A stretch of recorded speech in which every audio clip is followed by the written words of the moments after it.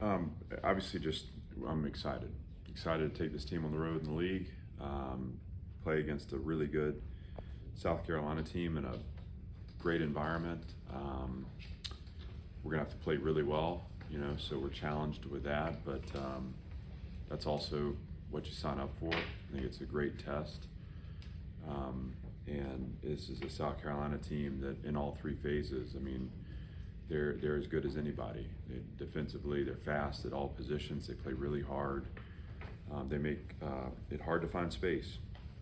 That starts with their edge play, but throughout the entire second and third level, their defense, these guys are fast and play hard. Offensively, obviously, they've got one of the premier players in our game, and he's got a lot of weapons around him. So, we're very familiar with that operation and how challenging he can be to a defense. The way he extends plays, the way he creates plays, what he does with the ball in his hand, and again, then he distributes it to some guys that are very capable themselves, and obviously special teams. And what do you say about Bakari Swain? He's had a great start to the season, but Coach Beamer's always taken great pride in special teams play, and we do too.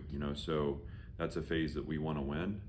But again, we're going to have to work really hard because it's very important to them, and it shows up in the way they execute in that phase. So again, this is a program that feels a lot like ours. That wanting to establish a physical run game, dynamic play at the quarterback position, want to play really good on defense, try to get the ball turned over, and have all three phases interlocked.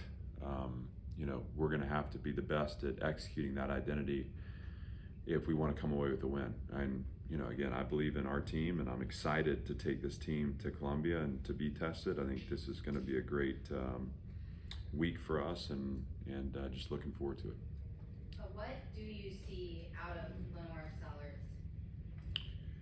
Well, I think everything you'd want to see in a quarterback. Not necessarily someone defending a quarterback, but he's big and physical and smart and makes good decisions with the ball and can create with his legs. He's got arm strength. He throws the big post in the Illinois game, just getting absolutely clobbered in the backfield, and I think he gets about half his follow through in, and again, he doesn't have any problem getting the ball there. So he's really talented in all the areas that you'd want a quarterback to be talented. And I don't know him. Obviously, I've competed against him, but everything I heard about him, he's a first-class human. And I don't know. Those are the guys you want to compete against. This is going to be a great opportunity for us. But I have a ton of respect for him and the way he plays the game. Coach, how does playing in the environment last week in Blacksburg prepare you guys for another tough environment on Saturday night? Saturday, it will be different, so you can't it's not a copy and paste. There's a different song, it has sand in it, but it's, we got to let go of Inner Sandman and move on to Sandstorm. Virginia Tech was a great experience for us. I think it challenged us in the right ways. I actually felt like we handled that well too, so I was proud of the way we worked through that, and in fact, we fed the environment early, so we made it harder on ourselves than we needed to. South Carolina is as charged an environment, I feel like, as we have in our league. Playing there at night, it can, it feels like a party, and that, again, if we play well, we can help to water some of that down. If you don't, then it's going to be a party. And again, all of that, eventually the ball's put down and football's played. So what I talk to our team about is that environment is for us. That's what you want as a player. God, if you were playing during the pandemic and you were playing in empty stadiums, it was brutal. This is exactly what we want, and that crowd is there for you. They're not necessarily going to make it easy on you, but we can enjoy that part of it, and not be stressed out about it. And we'll prepare the way we prepared for Virginia Tech with some noise, and as long as we're able to operate we don't let the, whatever, 70,000 people get involved, or 80,000, whatever it is, get involved in the game. If we can't operate, obviously, then we give them license to participate, and that makes it extra hard. But I want the guys to have fun with it and enjoy it, and it'll be everything it's made out to be. You mentioned the special teams. The South Carolina's punt returner has 3 punt return touchdowns in 2 games. What's the challenge specifically of handling the punt coverage against a returner like that? Well, he's very talented. He takes risks. He's not afraid to go get the ball and in tough settings. One of his touchdowns came off a tipped punt that was bouncing around that he picked up and circled the coverage team. So he's got the courage that a good returner should have. He's got the skills a good returner should have, but also it's the way that they block for him, the design. They're a team that knows how to be aggressive and come after the punter some, and they also know how to double up on your best coverage players and try to create space for them. I think the more that we can sustain drives and when we punt out of 4th and manageable situations, I think we're gonna have opportunities to slow some of the rush down, or slow some of the vicing of gunners and stuff down. If not, if you get behind the chains, the one against Virginia Tech is a perfect example. There's a punt that is re-kicked because of penalty that went to a 4th and long, that then allowed for there to be a return setup that then gave them the space to make a huge play in that game. And when you watch that game, I mean, it comes down to really solid play defensively, creating turnovers. But it's a punt, return, and a post. That's what that game became, and that's that's how dangerous they are. It's again, it's every play is defensively, every play they're going to have the possibility of going up and over the top to a big and fast receiver.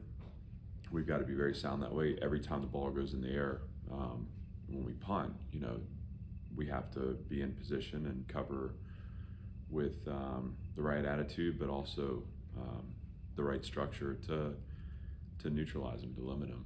But he's a good player, and again, that's a part of what makes him so dynamic, and a part of what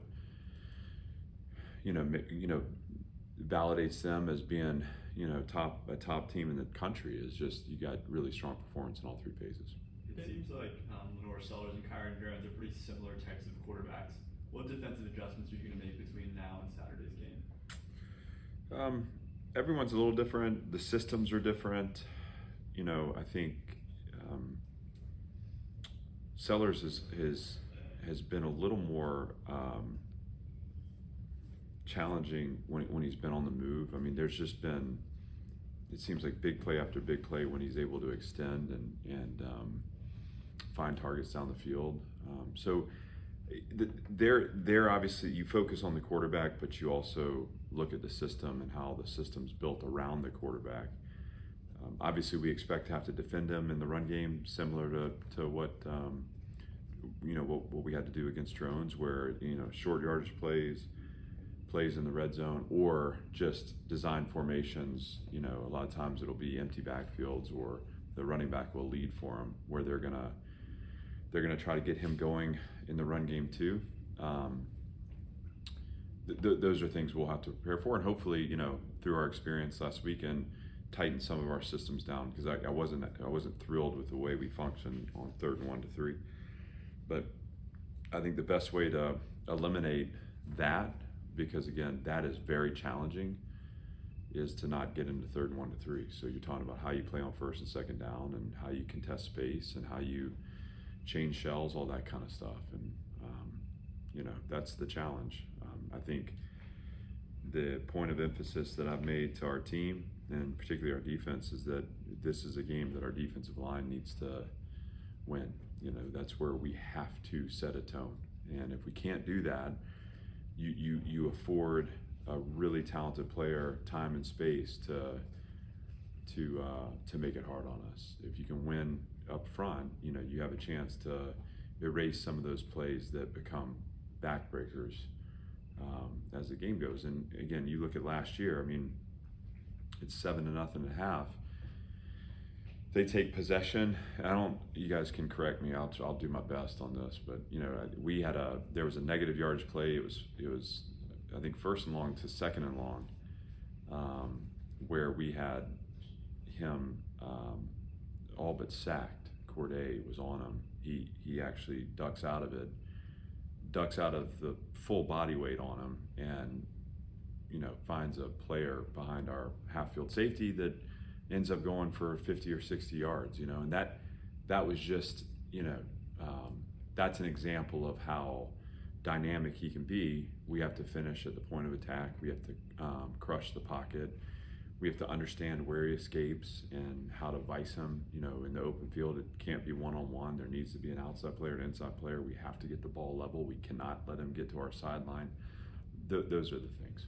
They lost a lot of really great players to the NFL, and yet I think they had like a top 15 transfer class coming in. What do you think of how they've been able to replace those guys? Well, I think first of all, to their credit, I mean, they've developed players that are, it wasn't just NFL. I mean, those guys went early. I mean, there were a lot of really talented people, and then obviously, I think just like we're experiencing, we're maybe just behind them, but there's energy built around kind of what that program's becoming, and so they're able to go out and people want to play there. So they've done a great job with that, and again, that's a lot of what we're working on. I went back and I was in preparation for this morning. I was watching parts of our 2021 game, and you want to talk about two totally different teams and two totally different programs. I mean, it is amazing how much has changed since the first time that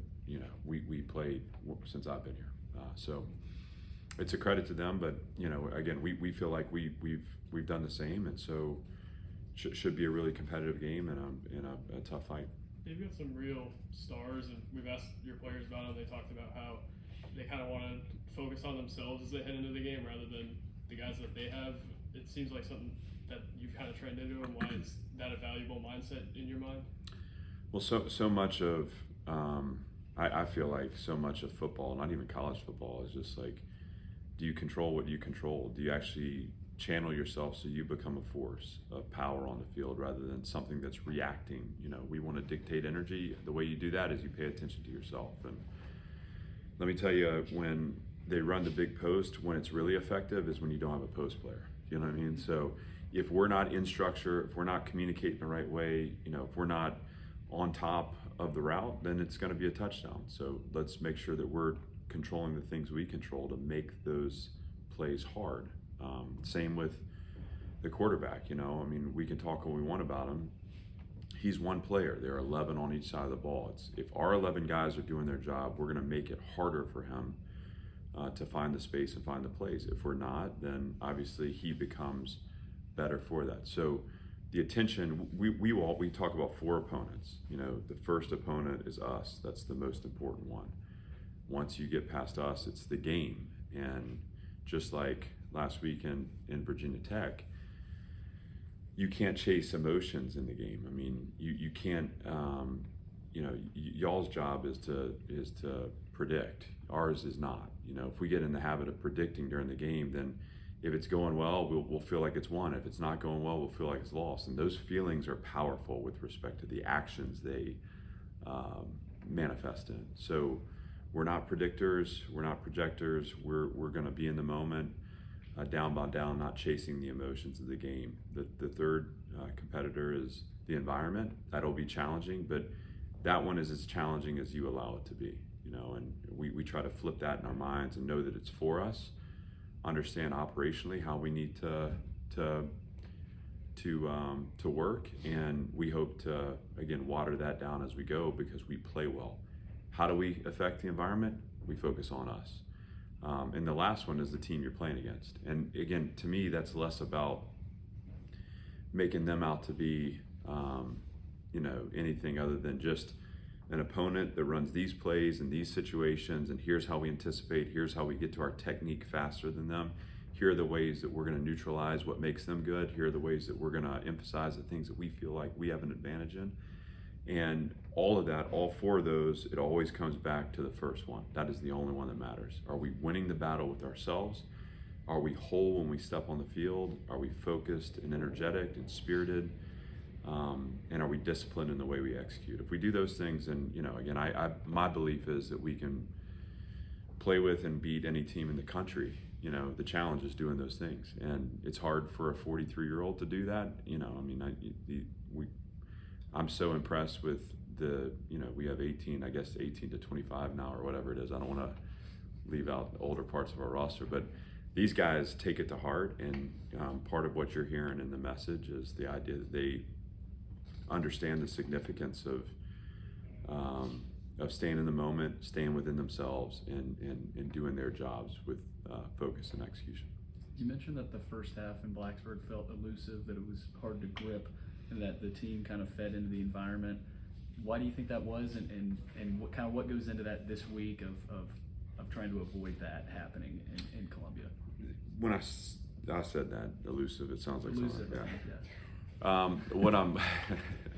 What I'm saying is, I felt like every play, okay, you look at the first half, and I could be wrong. I think the opening drive was 15 plays that ended in a field goal.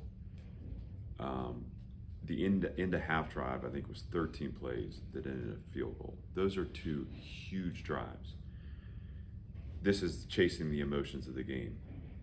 When you play 28 plays and 2 drives, that doesn't always feel good, but you have to recognize the fact that we stood tall when we needed to, and we were able to force them to 3 points. So those are wins by the analytical measures, by the scoreboard, right?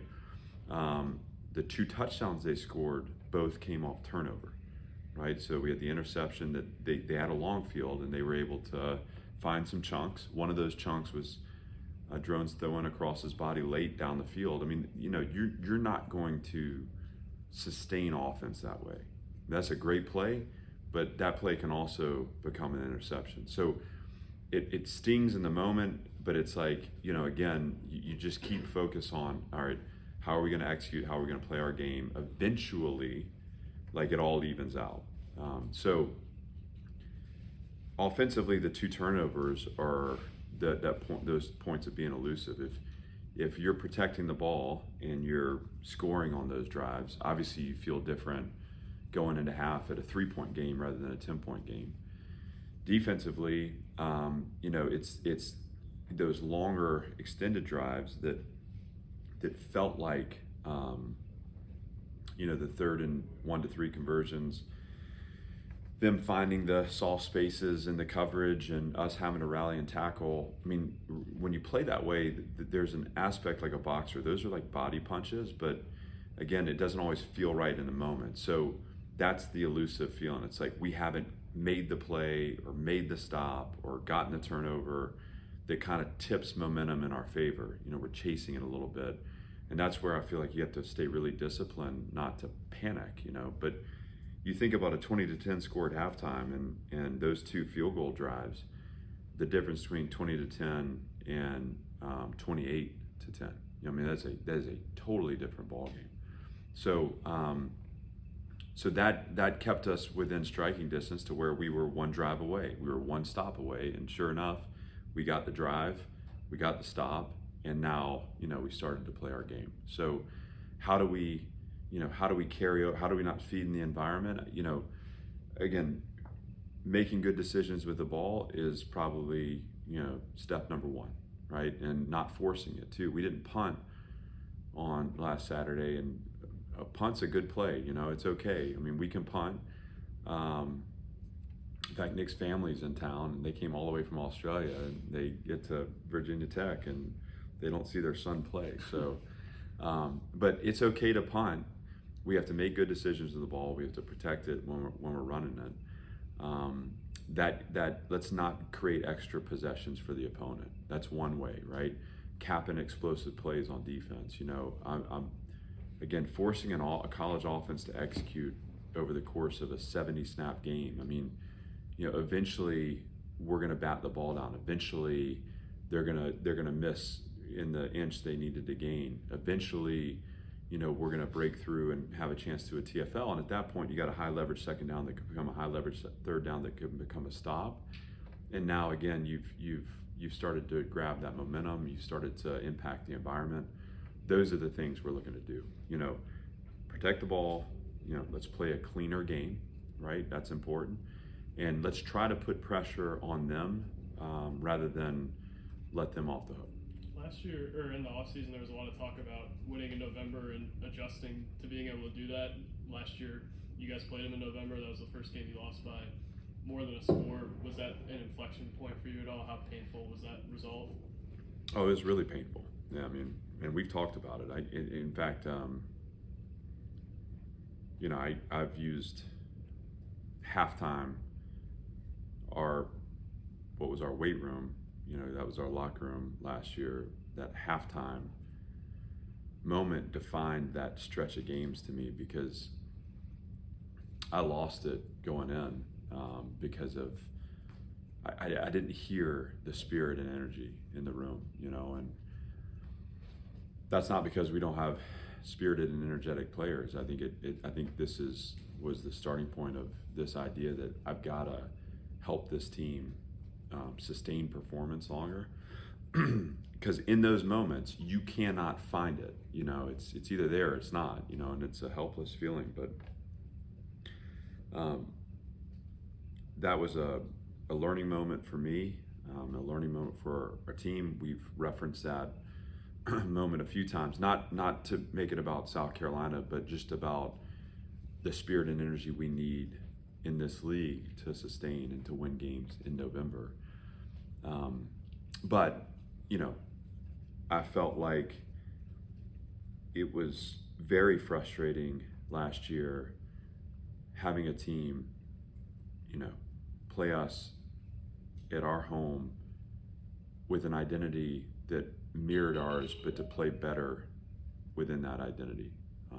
I thought they were last year a more physical team. Again, they sustained their energy longer, and that hurt, and it hurt our players too. I mean, this isn't about me, you know. So we've referenced that feeling a few times as we've gone through winter, spring, summer, training camp, as kind of like what the next evolution of our program is never having that feeling. It's not that you're guaranteed results, you know, it's just the style of play, the identity, and kind of that hard charging spirit that we want to define Vanderbilt football. Let's never let that not be a part of and who we are and what we do. And again, you got to give them credit in last year's game because they did a better job than we did. Anything else for Coach? What do you recall from the Kari Swain recruitment? I believe he was a high priority target. I mean, just that he was a high priority target, and we developed great relationships. And you know, I mean, he's a. I mean, look, you know, you recruit a bunch of people, and you only coach a select few of them, and so I enjoy, you know, watching him grow into success. And you know, he's kind of waited his turn, it feels like, and I'm happy for him and his family, for him to experience the success he's having. I'm not interested in seeing it on Saturday, but I think he would understand that, you know. But yeah, no, I mean, he was a guy that we saw the potential, and obviously, you know, I think what he's doing is affirming what we saw. Thanks, everybody. Thank you, guys. Thank you.